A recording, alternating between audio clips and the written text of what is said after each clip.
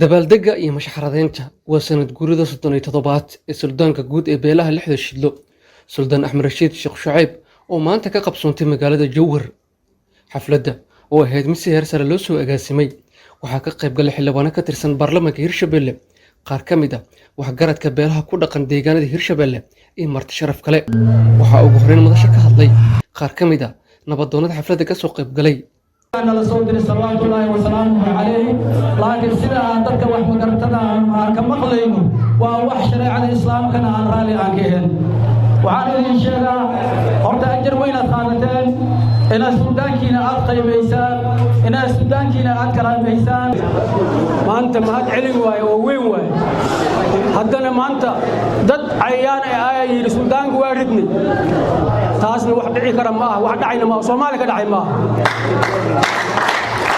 oo damac qaaday dhihmayno ee shiid la gadootay waa qof iyo labo damac qaaday shiid la gadootay dhihmayno laftirkooda waxa leena Allah soo toosiyo dhinaca kale xildhibaan Ibrahim Muuse Mahad oo ka mid ah baarlamaanka Hirshabelle ayaa bulshada ugu baaqay in ay la shaqeeyaan suldaanka beelaha lixda shidlo 985 waxaa lagu doortay gacmo siman dhammaan dawladda iyadoo oo raali ka wada iyadoo tuftiisa ay tahay mid loo duraantay mid raadis lagu keenayo wahaa ugu dambeyn suldaan axmed rashiid sheekh shucayb oo gabagabada xafladda ka hadlay ayaa sheegay in si daacadnimo uu shaqayn doono beelaha lixda shidlo uu suldaanka u yahay la asiyo waa la wada xanuunsaday nin walba meehu joogo dhibka ku hayay intii uu tiital oo itaqaani ama aan qaani oo baydhabo ku dhimatay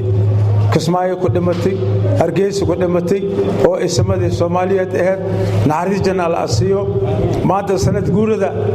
ayaan ilaahay gafraan oo weydiinaa waxa kale oo maanta halkaan ku soo dhaweeynay nabad iyo nolol inuu ilaahay kor ka dhigo cadow ay leedahayna ilaahay aa qabto maxaa yeelay kulli xasbi maalideen fariixuna waaye annaga gobolka shabeellaha dhaxdinahay waxaan nahay nabad iyo nolol in guuleysatane ilaahay aan ka baryaynay sanad guureedana